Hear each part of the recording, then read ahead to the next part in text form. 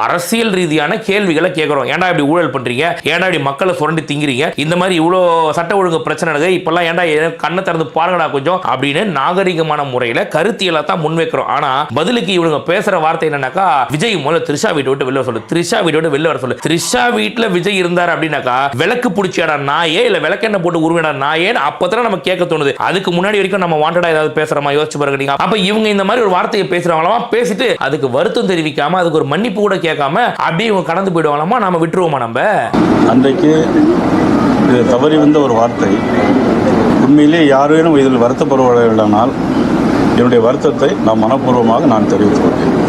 சரி, நாம நம்ம பங்குக்கு வச்சு செஞ்சோம் அப்படின்னு பார்த்தா த்ரிஷா முதல் கொண்டு அவங்க பங்கு வச்சு செஞ்சிருக்காங்க.